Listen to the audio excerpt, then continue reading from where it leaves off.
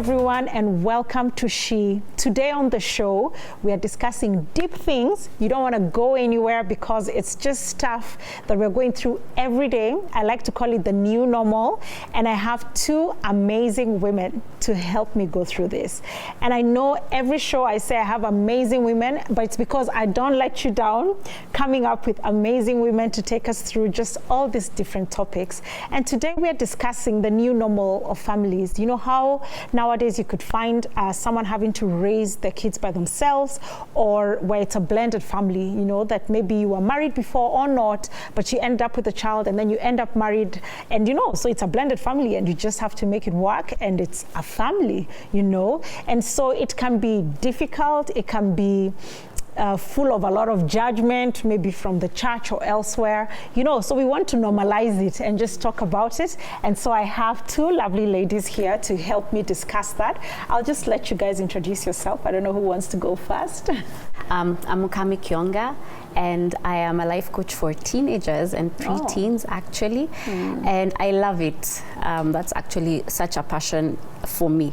A passion, I wouldn't say a passion project, but maybe the ministry God has given me. I am a mom to three, 19, 4, 2.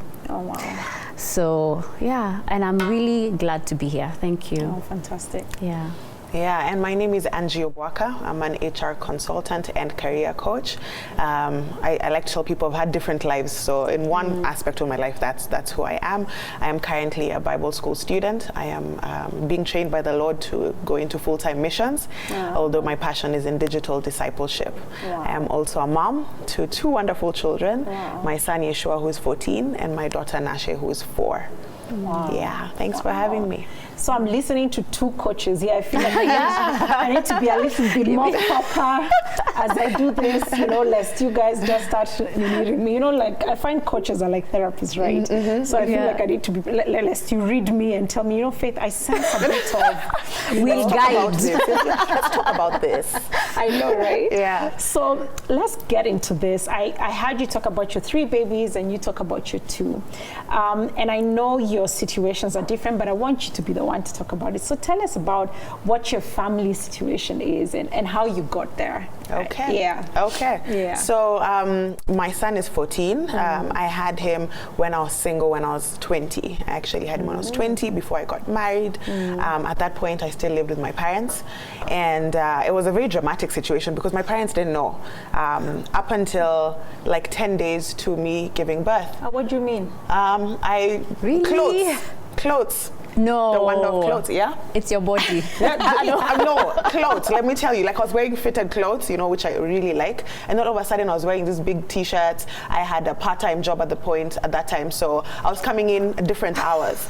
What's really interesting is my dad is a gynecologist, a pretty good gynecologist. And so much later he said, like once or twice you'd look at me and be like, no. She's looking a bit, then he's like, no, I've just seen too many ladies pregnant. And so I'm just like sort of projecting that on my daughter. So they didn't know until 10 days too. And the Lord told my mom. She was out of the country. Yeah. Dramatic. Told my mom, she was just like, the Lord said to her, in very paraphrased, here you are doing all these things because she's a leader in the church, and you're out here, you're coming to serve, but in your own home, this is what's going on with your daughter. So she comes back, she asks me, I know. She comes back home and she asks me, and of course, you know, I'm still there with my super attitude. That time I wasn't born again. I was really rebellious at that point in time. So she asked me and I tell her, of course not. Is that what you think about me? Neck roll and everything. Is that what you think about me? You know, so da-da-da-da. So but then of course I was like really relieved that she had found out because there's no way I was going to tell them. I'm the firstborn. There's these expectations. I've grown up in a Christian family. I know how to play church. Yeah. So at the right point in the songs, I know when to lift up my hands. I know when to dance. I know how to play church. So the next day, I write her a letter and I tell her it's true. My parents were fantastic. They supported me through that. Took me for my first ultrasound 10 days before I gave birth. That's a whole other story, you know. I mean, for me to be here today, for my son to be healthy and everything is literally an act of grace. So I had my son. I contemplated giving him up for adoption, which, you know, sort of happened for about a week, and then it was not working for me. Emotionally, it wasn't working for my family because they just really wanted to support me. So I had my son at that point in time. It was an adjustment. My parents offered to take him in while I went to university, so I went outside the country, came back, I met a wonderful man, we got married, and so we had our blended family. He didn't have children, but he adopted my son as his own, and it was wonderful for a good amount of time. At that point in time, because I was so scarred about having a child before the time, and I don't think I had done the inner work to be able to recover from that. I mean, there was no judgment. I didn't feel any judgment and pointing fingers, because my family really covered me. But then I still felt a little bit like, I'm not really sure I want this children thing. Like, I've had this one, and it's like, oh, thank God the kid is okay, and like, I'm okay. Like, we're fine. I'm okay with having one child. But eventually, God healed my heart. Of course, I'm in this loving relationship, and everything is going well. And through another series of God intervening, like, my heart is softened, and I'm like, yeah, I'm okay with having another baby. So we have the other child, my daughter. She's now 5, and she's just bubbly and life, and I can't imagine my life without her.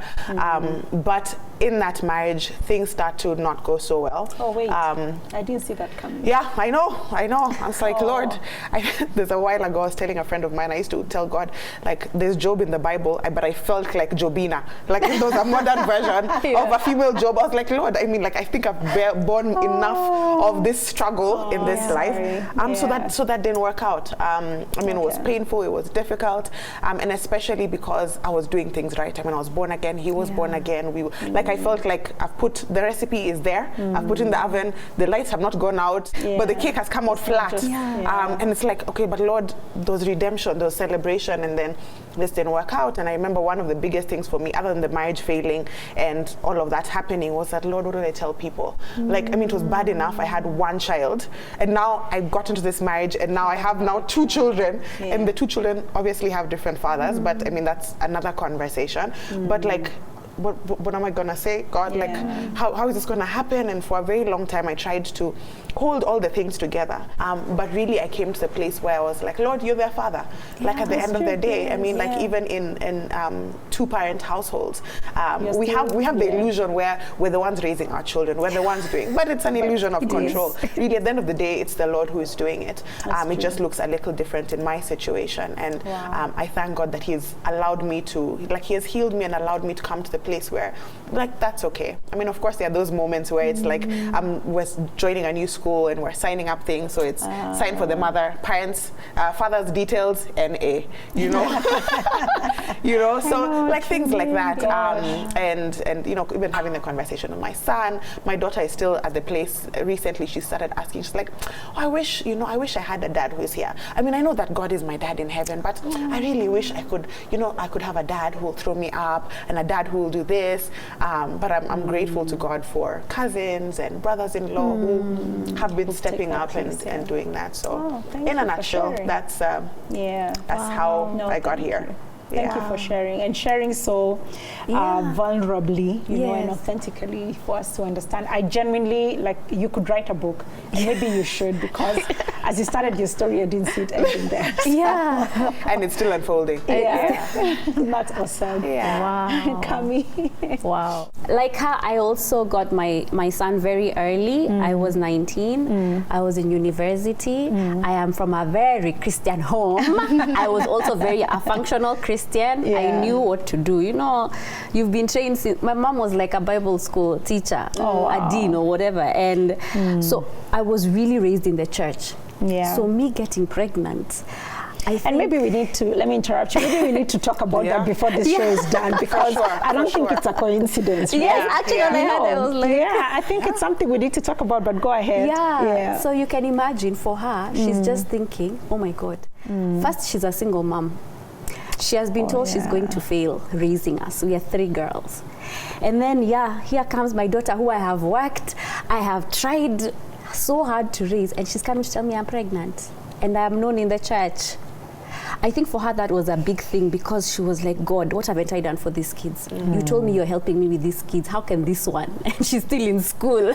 Oh my God. And she doesn't even want to say who the father is. And for me, I told her pretty early. Me, I wasn't like this. Me, there was no baggy clothes that were going to hide anything. Again, like you said, the body. It's a body. Like it was I think by it's more 3 the months, body. I was there like, there's something happening. So did you tell her, or she Yes, saw? I did. And I before was she could expecting tell. fire, you know, because I know how she is. My mom was very strict. And I knew she's going to Going kill south, me. yeah. She's going to do this, but let me just go and tell her. Let me tell you, she just cried. She cried. Until I was like, God, I even wish she got angry, because then I'd feel justified for, this is why I do this. You just can't understand. She cried. She cried until I left. I even left her crying. She cried for days. She did not leave her room. And she would tell me, where did I fail with her? And I was, of course, that time I was very hard-headed. Yeah. I was like, what does she mean? Where did she fail? Does she think I didn't want to listen. I know. Gosh, and when you're young, like you don't see things. You don't see. You know, I keep saying nowadays, especially because I'm raising children, I'm here telling them the same things my parents told me. But in my mind, I'm like, will they listen? Because even me, when I was their age, I didn't listen. You know what I mean? Then when you're older, you're like, oh my gosh, it makes so much sense. Yeah. It's like you heard it's still in there, but you did not really think you listened. Yeah. And so we didn't speak for months. In fact, the day I knew she forgave me was, I think I was around 8 months or 7 or 8 months, and I saw her knitting sweaters. That's when I knew, I've been forgiven. And that's when our relationship now started to move. And from there, she became a support, because I was still in school. I did not stop going to school. People were saying things. You can just imagine, you know, even one has guts to ask you. You know, you're sitting there pregnant. I never told anybody. Me, I just used to sit there, and people look at me like, Kami, like, no one ever asked me. Let me tell you, I just used to sit there. And you just walk into class and sit with your bump. And people like, you've added weight, Oh my God. Wow. But of course, people talked, and it was a very hard journey, and I lost a lot of friends. And my life changed. My mom said, if you want to be a mother, now you're going to work. As you're going to school. So you can imagine, I was working, I was in school, I was still having to come home. My child was those children for crying the whole night. Oh my. But I remember telling God, if you see me through this, because it's not this child's fault. That's me, I did whatever I did. And I don't want my child to suffer. So I remember even telling God, I am giving you this child, and you just help him. You just take care of him. And no, when the child is born, everyone who was angry forgets. So he was so loved. Oh my God. Even people who were angry with me, he was so loved. And God really blessed me when I graduated. I got a job where I left the country, so I left him with my mom for a while, but it was a job that allowed me to financially help him, to be there for him, to provide, and that was such a big deal for me, because now the father was not in the picture. I didn't want him to be a burden to my mom. So God just, I don't know, God was like, it's okay, I'll take care of you. You've come, let me show you. So I was a single mom for 12 years. Oh wow. Yes, we were very close with my son. And the interesting thing is, I want to get married, but I didn't even think I deserved a single man who didn't have kids. So when we got married, my son was excited. You know, he's like, oh my God, I have a dad. Oh, you're gonna make me cry. Yeah, because we used to pray about it. We used to pray like, yes, with him. And so you want a father, you pray for a father, because now me. So he did. He used to pray, Mom, give Mom a good husband. And how old were you when you got married, if you don't mind me asking? I was 32. Were you feeling the pressure of age as well? You know, where you're like, my goodness, I'm also getting old. And not really, because I had a son. You know, most of the time people have a pressure because they want to get kids. Get children. But I was like, I wanted to marry a man who has kids. I would meet him if I'm 40. Because he'd have kids, I'd have kids. And I didn't want to have kids. I had a fear now of having a child. I was like, I don't want any kids, so I'll even be happy to meet someone with grown kids. And then I became really serious with God, and I was like, I really want for my son to know what a father is, because now even my father was not around. He was living abroad, even after we reconnected. And so he wasn't there. So long story short, we got married, and you think, wow, because now they are saved. You know, we was like, this is gonna be perfect. Hey, it was hard. You don't realize you're bringing someone new into your space. Yeah. And then even if he has the best intentions, you've never lived together. So you're thinking, how is this family going to work? Yeah. And then I got pregnant almost immediately. So now I was even scared because I'm like, oh my God, will he now treat this one better than this one? Because this is now his. And will I have to take the reins off? Because I never used to allow him to discipline my son because I didn't want my son to think he's just, I wanted him to be the good dad, the good cop, and I'm the one. You know, he knows I'm his mother. I love him. So whatever I do. But there's a time I had to even take off, say, you know what, you discipline him. You tell him. I remember one time he said, there can't be two men in this house. This is my house. I was like, God, help my son. Jesus, what does it mean there can't be two? There's only one king. Yes. But you know, I guess it was because he was a boy and he was a teen and he was starting to now try to assert his space. And it happens, right? It happens. Even in like a normal setting, like it still happens. It just feels probably a little awkward, you know? But I guess if it has to be said, it has to be said. I feel so much hope. For any young woman who finds themselves pregnant, you know, don't go looking for it. You know, but because it's not easy. But you know, if you found yourself there, you know, just pick up the pieces, the way they look, and just make something beautiful. And I think both of you are a testament to that. And I just feel like that needs to be said for any young woman out there. And if you even know any of those girls, you know, make sure they watch this and get to see that.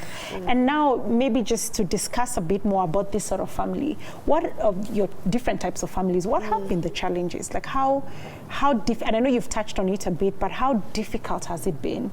And how have you handled that? You know, do you get, I know I have a close friend who's a single mom, and she's like, it hits home mainly on Sundays when you go out to a restaurant, and it's like everybody, you know, whether they're happy or not, like she's like, you can tell this husband and wife are not talking, but people are sitting there having their pizza and it's a family.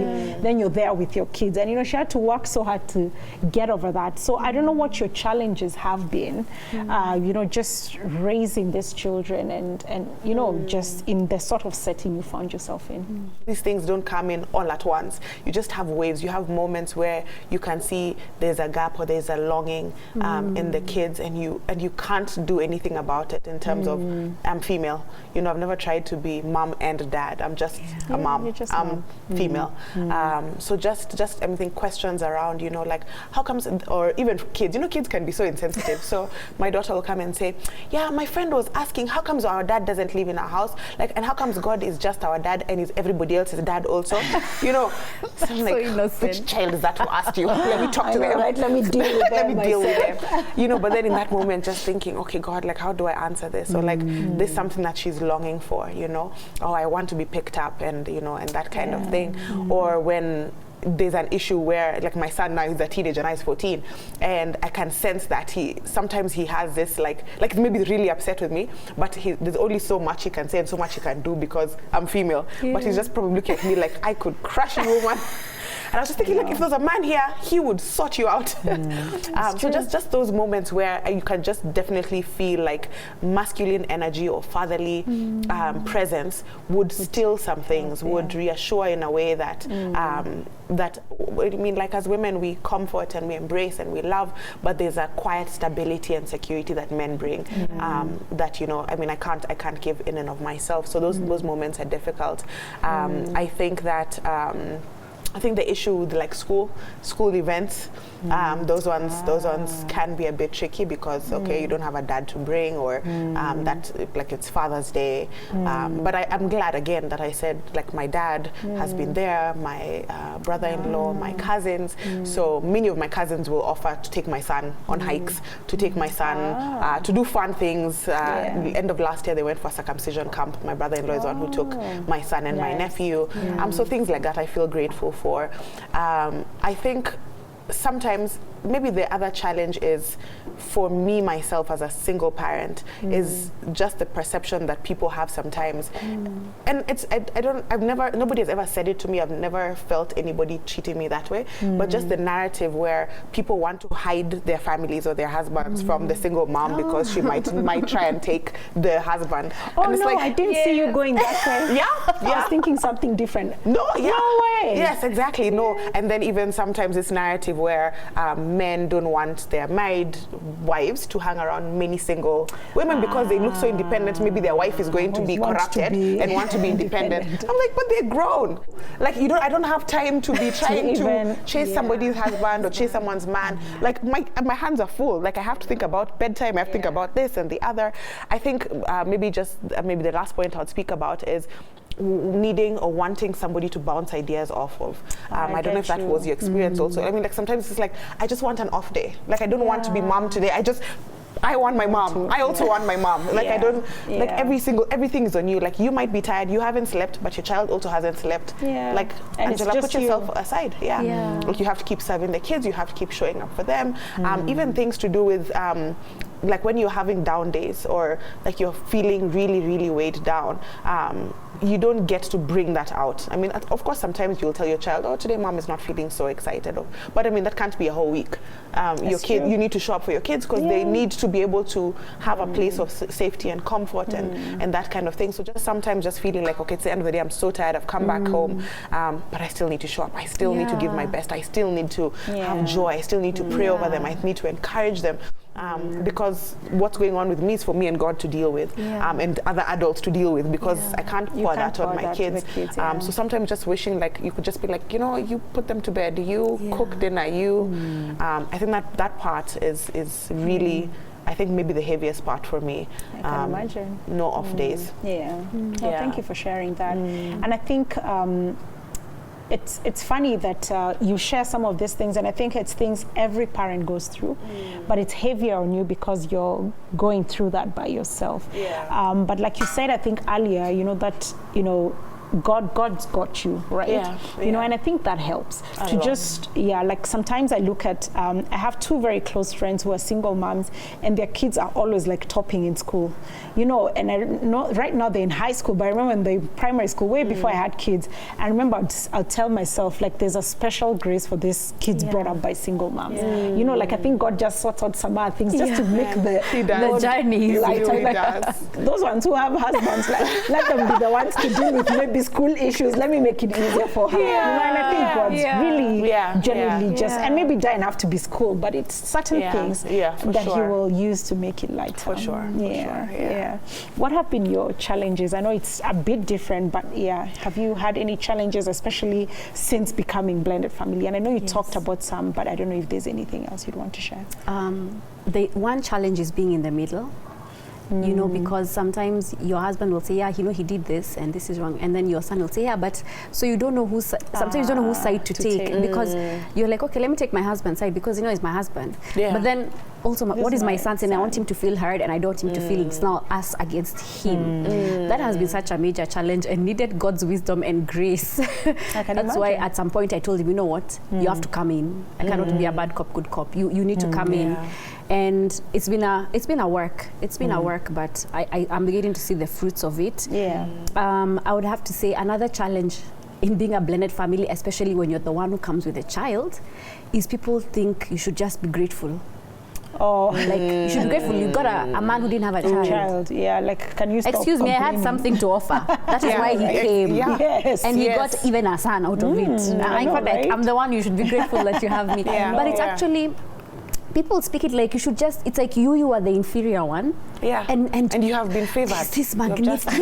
Like, wow. Picked. Like, you know, should be thanking God every day on your knees. That this is what happened. And that can be a lot of pressure, because people are like, why are you complaining? You know, at least you got a man who didn't have kids. You're like, oh Lord Jesus. Miss me with that. Hold me. No. That's a thing. I guess another challenge for me has been the kids. Now, when I got my girls and my son, he also used to not having them.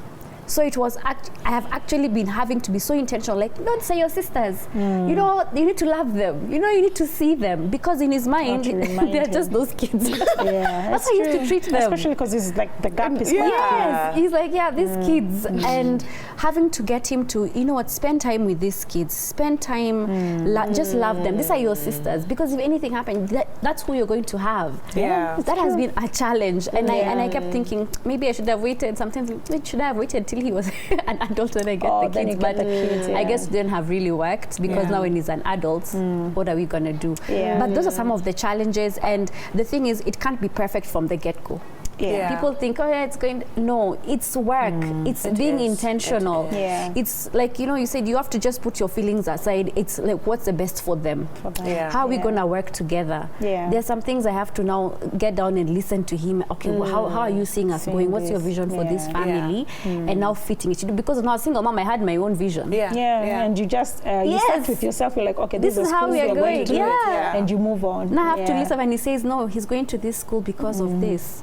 So it's always a learning experience. As you go. I like that. And you know, the funny thing is, even in, you know, normal setup, so to speak, and I use normal, you know, with quotes, you still find couples still struggling with being united, you know, with people, you know, I could be 30, I've had 30 years of making my own decisions, even though it's not for a child, and this is someone I get married to and it's his own decisions. And so when you come together, the children you have, it's still difficult, you know, to still be that one unit when you're spanking, one unit when you're disciplining, because, you know, I'm my own person, so I could be like, no, I don't think you should spank for this. The dad is like, you know, I want to spank, or I don't think my children should be spanked. And you know, so I think the conflict and all these things are in every family and every marriage, and I think that's how God's hand is seen. You know, if we invite him in, then we are able to see his hand and see him walk through normal human beings, and you know, and just still bring love and forgiveness and all these things.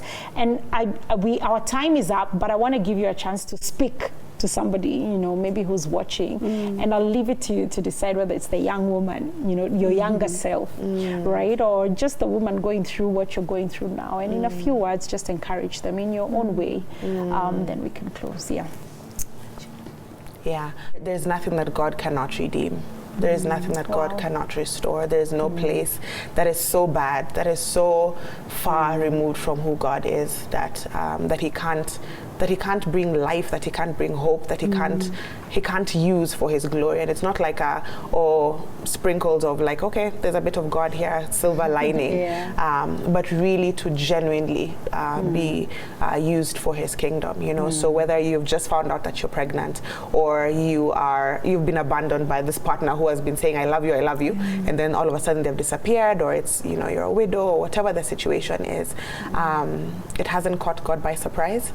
And he's able to redeem and restore, not just for yourself, but so that you can be able to comfort other people, as the Bible talks about in 1 Corinthians. So that would be my encouragement. Thank you for that, Angie. Wow, I love that. But what I would just add also is God is a good father. Not only to your kids, but also to you. You know, sometimes we see, how will I be a parent? But he's also your father. So he also loves you. So he also wants you to be at rest and not stressed out because you're like, how will I do it? You know, where is the strength coming from? I have to raise good kids. But he's also your father. So you can go and take a retreat in him. And you can also know, like you said, he's not caught by surprise. So it's to go, what is your plan? God, now we are here. What is your plan? What is your will? But also to say, you have to start growing your relationship with God. God will never come and force anything in your life. You have to just give it to him, whatever the struggle is, whatever, is it blended, is it single, even within a family that we call supposedly normal, which is a mother and a father and their kids. There's also struggles there. And God can just come in and just fix, but you have to go to him. He's not going to come and force his way in your house. But he's a good father. That's what I would say. He's a good father. And you know, so many times when you're going through that rough patch in your life, you know, whatever it looks like, it's so easy to draw away, funny enough, instead of drawing closer. Maybe because you don't feel like you're good enough, maybe you feel like you've messed up so much that, you know, you can't go to this good father. But, you know, just to remind us as well that that's when you should, you know, really draw near. And even though you're taking that time to spend time with God, and the first day you sit and pray, you don't feel like you connect, like it's just an empty prayer. And the second day and even the fifth day, just keep at it, you know, like you've so beautifully said, you know, he just comes and he meets with you and he'll sort out, give you answers for all these issues, you know, give you direction for which way to go, where to figure out what happens to this child, or whatever situation it is. It could even have nothing to do with family, or, you know, having children, but, you know, something else else, just know that he's truly the way, the truth, and the life. And you can go to him the way you are, talk to him just the way you are, and he'll be able to redeem you, like you said, and love on you and be that father, like you said. So this has been She. We've loved having you guys. It's been amazing. I wish we had like 2 hours to just keep on talking. But thank you so much for sharing your story, like from such a good place and so like truthfully. I know it's helped somebody. Yeah, so God bless you. God bless you back at home, and see you next week right here on She.